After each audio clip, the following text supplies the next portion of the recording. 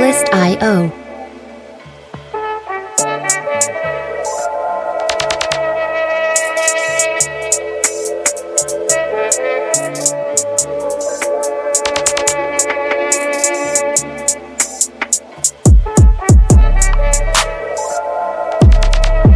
Music licensing reimagined.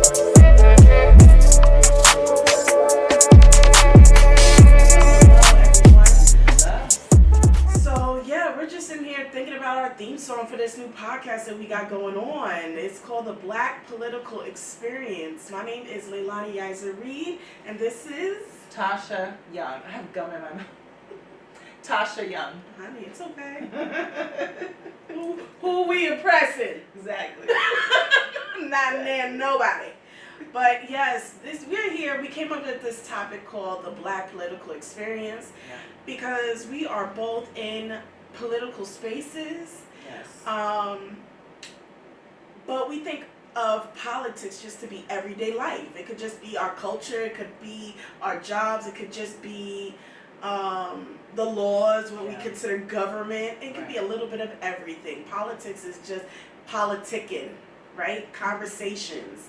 And so we are talking about the Black political experience. So Tasha, give the people a little bit about yourself and what's your passions, what you love, and why. What is your why? What is my why? What is your why?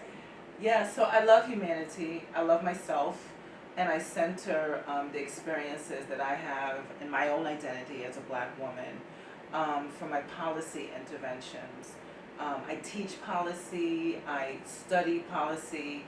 I do draft legislation. I'm an advocate and activist for disrupting and dismantling systems of oppression, honestly. So, my why is to create a better world for the future generations, because we're really just borrowing this world for a little bit.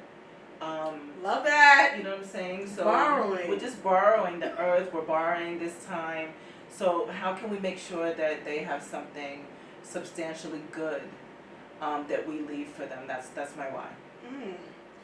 Borrowing, not owning. Mm-hmm. Borrowing, not ownership. Right. Give thanks. No supremacy. That's right. Give thanks. And I say give thanks a lot, so you'll hear me say that all the time. Give thanks. So my why, my passions is, as you, humanity. I do what I do because I believe in people. And sometimes I know I'll get Black for this, but I'll get flagged. But it's like I believe and I love people, but I sometimes and a lot of times do not like people because of just who we are as humans. And I do this work because I want us to see ourselves as is and be okay being as is, but respecting each other.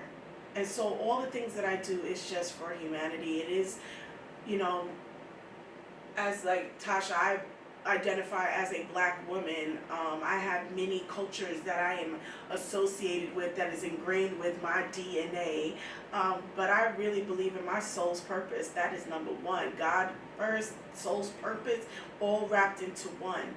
And so I'm trying to follow that so that I can leave this borrowed world to the next generation and flow with that flow.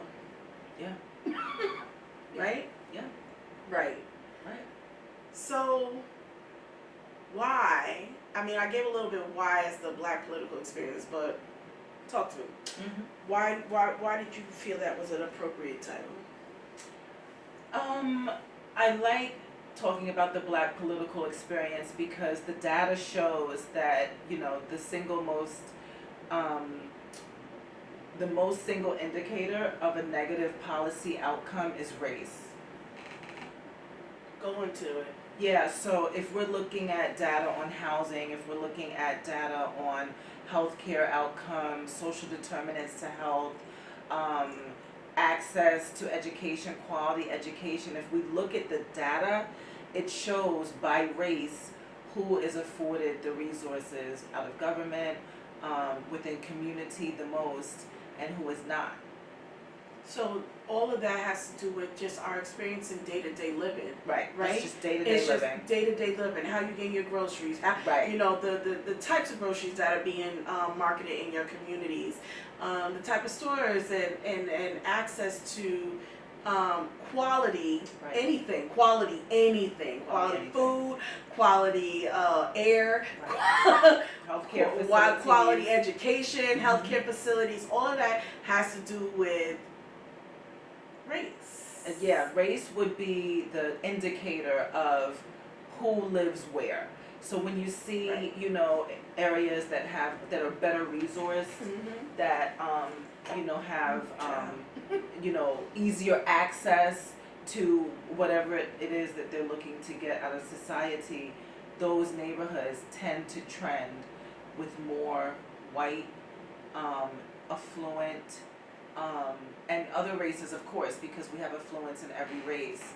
But there is a level of privilege that goes with what you get from a school, Right. what you get from a hospital, what you get, your interactions with police, Right. and being police, So or being protected. Like, it all is determined by your race. So, you know, I grew up in a predominantly white community, but I also lived in spaces where there was predominantly black. And even those differences, right? The differences, you could clearly see it. And I know there's people who are data driven. I am not necessarily data driven. I am one who's just like, I see what I see. Right, And that's lived data too. experience is data. And that's data. Absolutely. It's just not always recorded, right? And respected. Recorded and respected. Yeah. lived Lord have mercy. experience. And lived experience, let me break that down even further, because when we talk about lived experience and not being respected, I see that mostly in the education field, Okay, talk about it. because I can have all the lived experience of in my world, in my life thus far, being. Ooh, how old am I? I think I'm 40, 41. I've been saying, I think I forgot. I'm 40, 41, somewhere around that age. You're a baby. But I really forgot. I saw the pause. That was in real time. That is real time. I saw the pause in real time. In real time. But I'm somewhere around that, right? But I know that I have the qualifications to be either a mental health counselor or a social worker, Okay. especially with my lived experience, my Right. work experience, Right. and everything like that. But my degree doesn't show. My degree, my bachelor's degree, is in fashion merchandising, Okay. right? But when you are getting a job, or when you going, you're trying to tell people, I can help you. Right. I have that experience. I know what to do. They are looking at a certificate. They're looking Yes. for a degree to Yes. say that you have that knowledge. Right. And knowledge doesn't necessarily equal a damn Degree. degree. Yes. It just doesn't. Yes. And I'm like, why can't you just take mine for what it is, my knowledge? And you also understand my background. It's, you know me, you people actually know me and still won't trust me because maybe I don't have that little few letters behind my name. Yeah, to me, it's important to talk about the black experience in politics because of that very reason. Mm-hmm. We are all experts of our own lived experiences, so we Right. don't have to be convinced that a policy, even though it might have intended to do a certain thing, we don't need convincing whether or not it works. We're living whether or not it works. Or we don't need convincing to say that if even the data that's out there, that we know that this is what it is. Yes, data can be manipulated depending on who you target. What is the story that you want to Right. say? If it's not clear and you're just spewing out numbers, data can definitely be manipulated, because then it'll look like something like, this is bad, and it'll be like, it ain't that bad. Or the data's showing that this is what we need, and then in reality it's the opposite. Right. And it's just how it's worded, it's how it's depicted. And who's your real target audience when you're trying to show it? That's what I was trying to get to too. You know, we came there. It depends who you're targeting for the data. So if you are targeting people that are not experiencing disparities or are, you know, really not the best test case for the point that there are disparities, you're going to get them to prove that there are not disparities. You know, like people will say all the time, well, you know, what are black people complaining about? I mean, look at Oprah, look at LeBron James, like what do they have to complain about?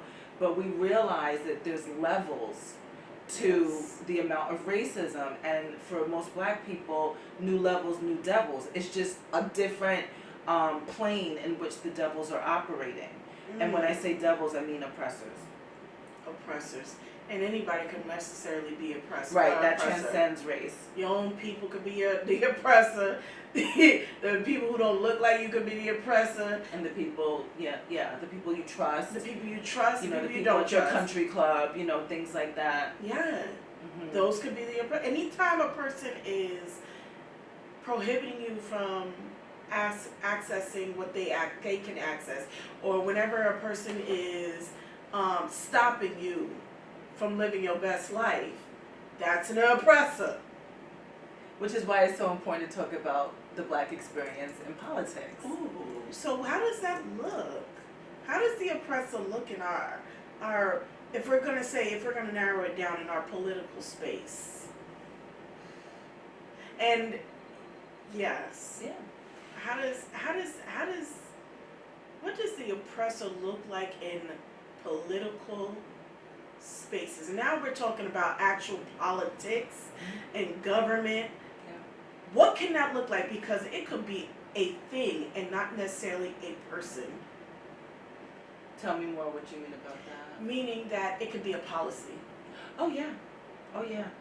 It could be how meetings are run. Then it could be a person, how they say things to you, or how they are advocating. And oppression even could be, it doesn't have to be intentional. Right. It could be, it could be by mistake. Systemic. And they don't even realize that, it is like when somebody is, this is how I see it these days, right? People can be oppressed when somebody else is gung-ho on a particular topic. That is their passion, and it's fine. That is all well intended, because we all have our own specific things that we're passionate about. But when you're so passionate about something, you can't see the other topic that somebody else is passionate about. And so within your ventures and your crusades to make sure that people, let's say, people have cultural experiences, you forget about the environment. Or if you're so concerned about the environment, you forget about housing. Yeah, it's possible. You're so concerned about housing, you forget about violence and gun violence. Right. You're so passionate, you focused on one, not the other. Yeah, I think they call that like an issue, like a one issue person. And that can happen. However, for what I've seen with a lot of black people is their one issue is the black experience, which goes back to what you're talking about, where experiences are so important. If you are someone that's concentrating on how are black people faring, how are Spanish-speaking people faring, how are people of color faring in this area, but even that's looking at it from like a person-centered perspective, of the people that are experiencing negative policy outcomes, as opposed to looking at a housing policy only. Right. So where do you see, because I kind of explained how I see it when it comes down to a thing, but how do you see oppression happening within in political spaces when it's like person to person? But you kind of explained it, but like other ways. I've been experiencing, gatekeeping, a concept called gatekeeping, where there are some who are afforded access and resources as Black people, and others that are shut out of being afforded access and resources. And when we see that, then we see systems of oppression being upheld by other Black people in that example. Yeah. So there will be Black people that are favored, that are high ranking, that are successful in the political environment, and then they're successful at the expense of the larger Black population. Right? The expense. At the expense of, because when you look at the data across the board and it says, you know, whatever percentage of Black people live in Westchester County, because that's where we at. That's where we are. We're talking about Westchester in this installment. And the unemployment rate is whatever the unemployment rate is, or the those without health insurance are whatever that is. It's always going to show that there is an indicator by race of who's not doing well. So if those indicators don't move up because of your position of leadership, you are in essence upholding a status quo that is oppressive to other Black people. Does that make sense? That makes plenty of sense. That means you're not doing your job. Well, yeah. Or maybe, if you're supposed to serve the public. If you're supposed to serve the public, and then it's either you're doing your job or you're having a hard time doing your job. Because there are people in spaces that are really trying to create that necessary change, but don't have the backing, don't have the support. But then you have some people who have the backing, who have the support, who are gatekeeping. Yes. And then you're not doing your job because you're not servicing the people. Right. Right. And your people in this case. And your people. Right. And so it's twofold. And how do you measure who's doing it and who's not? That's a really good question. I don't know that I have the complete answer to that question.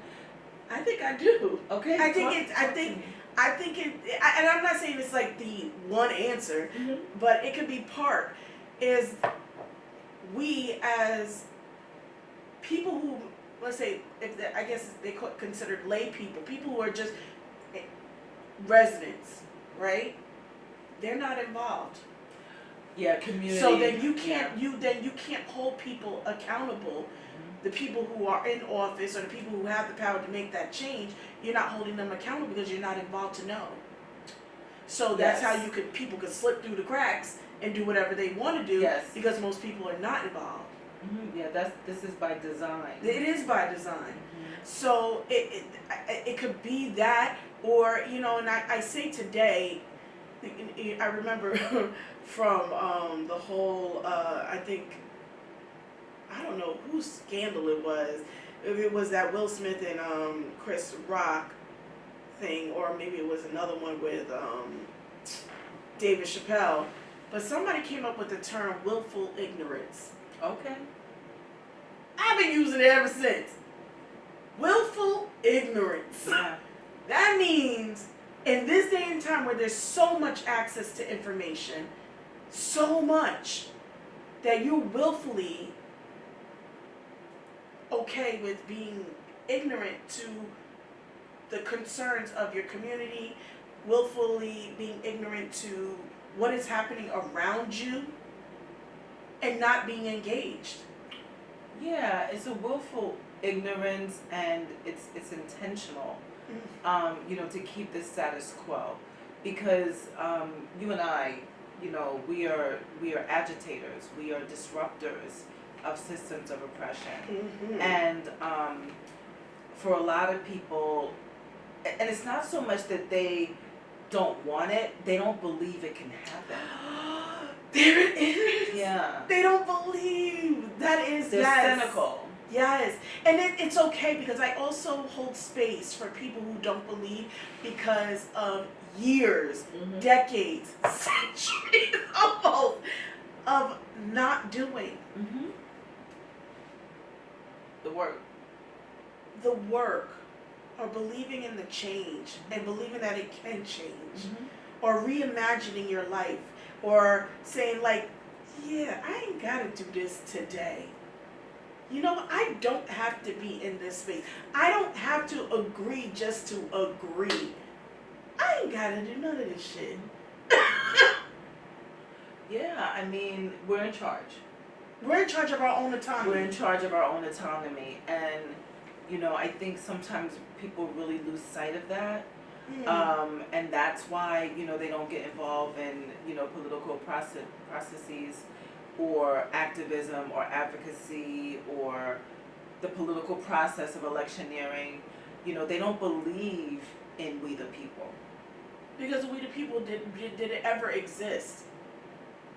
Did it ever exist? In theory, yeah, in words, of course. We the people existed in words because everybody can say it, but did it ever exist like in totality? We the people. Ever. It hasn't. You know, some say this is a democratic experiment. What is? Our democracy. So that means they've been experimented since Ever since, and Right. and still ain't got it right. Right. And if there was data to collect, we will be at the bottom of the totem pole. Yes, we would. Yes. As we always were. But I'm just saying, with the American experiment, what data have we really collected to say that we are a democracy? Has it ever really worked? I don't know if I want to look at it as a measure of has it ever worked. Mm-hmm. I think I want to look at it, you know, from a measurement of who is included in the leadership. Right. Right. So like, we're experiencing pushback right now, pretty much ever since President Obama was elected, and certainly when he was leaving. Mm-hmm. We're experiencing pushback of who can hold the seats. Gatekeeping.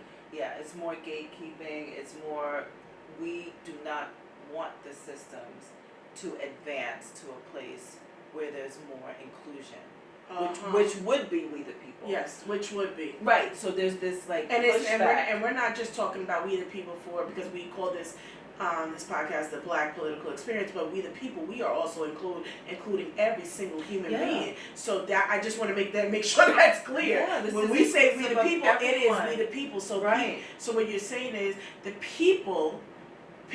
There are gatekeepers literally trying to stop this notion of the actualization, the reimagining of we the people all the time. Because if you do include every single person, that means means that we all have access. Yeah. But God forbid.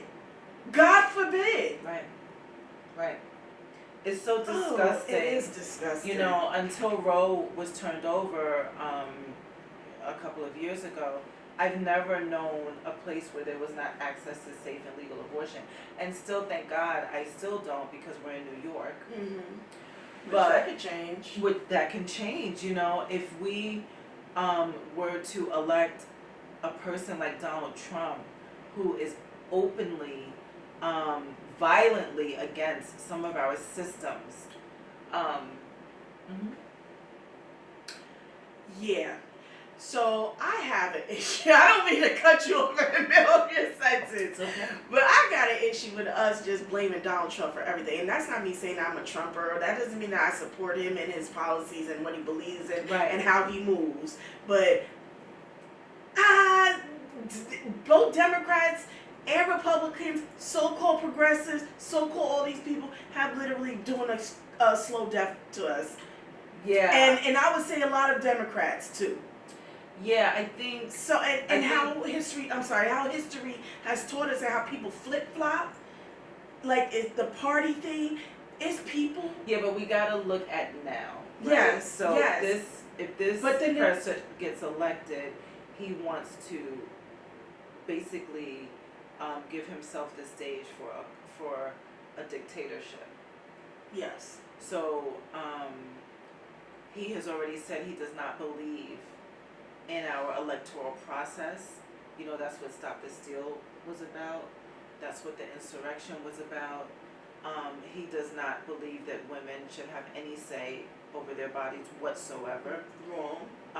Not saying you're wrong, but Right. that's wrong Right. in general. Horrible. Affirmative action is taken away because of his Supreme Court.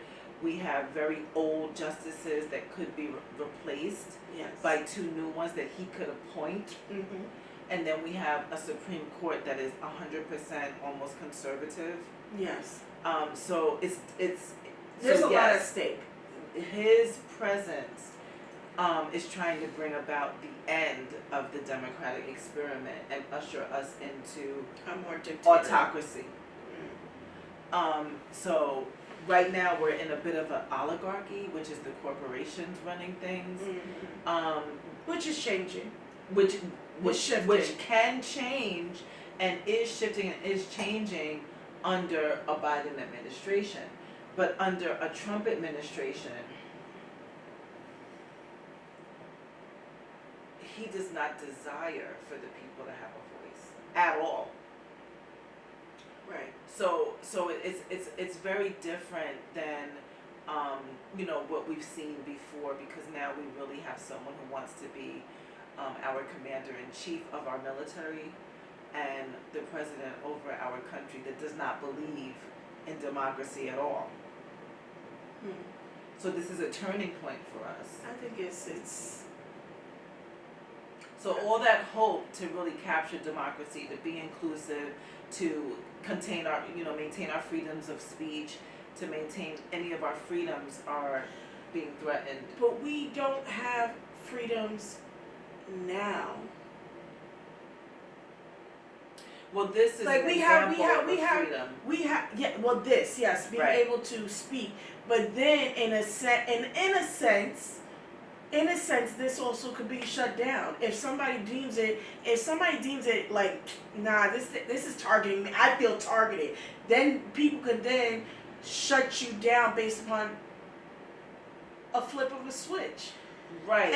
And so that's where I say, do we really have freedom of speech? Do we really necessarily have all those freedoms that the Constitution states that we're supposed to have? And I know that's what we're trying to reimagine.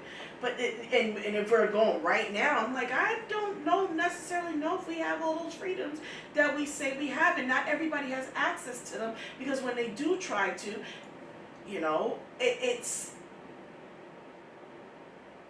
it's shut down.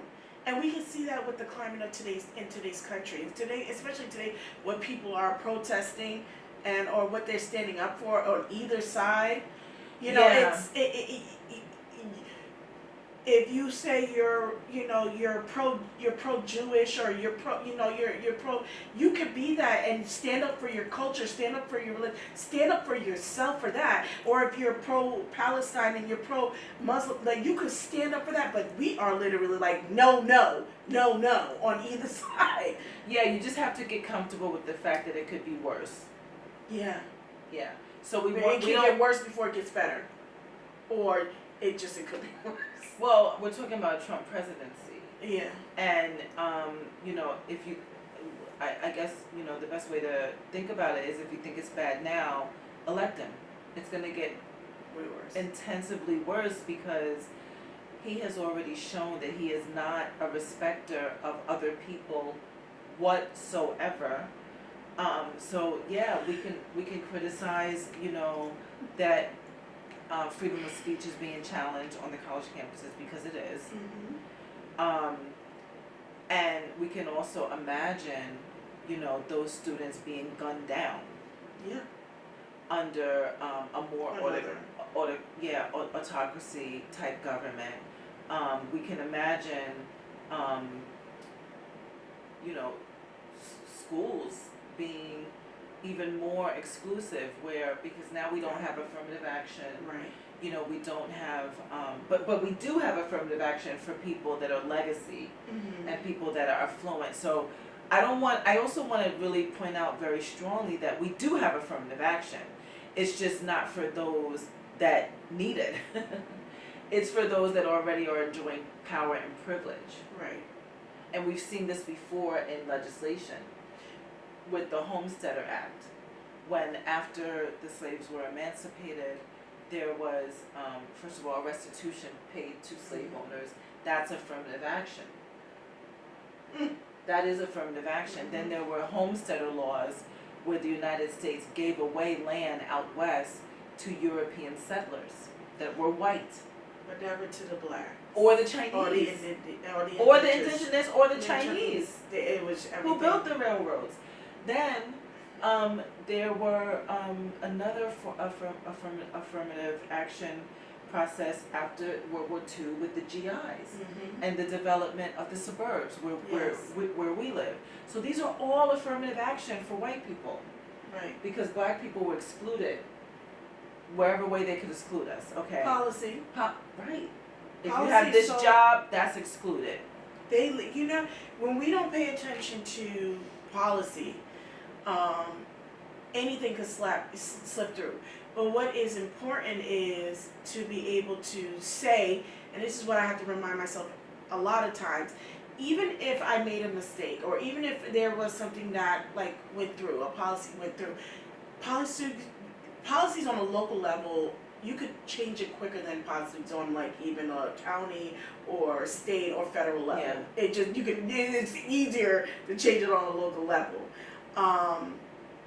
Or quicker, I don't know if easier, but quicker.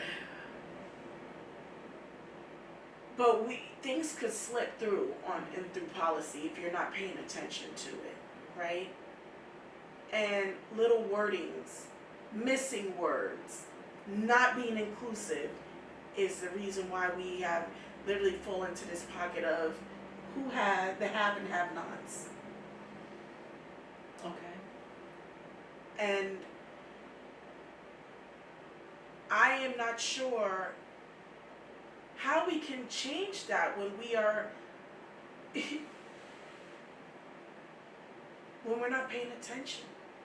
We can't change it if we're not paying attention. We can't. Your attention is your currency. And, you know, there are multi-billion-dollar investments for your attention. Yeah. Don't I know it? My 9 to 5, I do work in gambling addiction, and I know that with the advertisements that is out there, right? Everybody's bombarding you with their attention. Come here, come here, come here, come here. You know, play on my platform. I'll give you a freebie. I'll do this, I'll do that for you. And that's what the political season I see is all the time. Yeah. I'll do this for you. Transactions all the time. And then when it's done, when that season is over with, somebody got elected, then what do you see? And this is the reality also too. When especially, and you know, some people don't like when you throw color into it. Like, what does that have to do with being black? Or what does that have to do with being a person of color? What is it? But we also know with history, how history teaches us that the privileged can skate by while the others have a harder time, right? And we see that now even in the political area. Yeah. Can you necessarily, if you don't have the support of the people, how can you, or if you don't have the support of your peers, because they don't like you based upon maybe the way you speak, and how you are, and everything else, of course they're going to oppose you. Artlist.io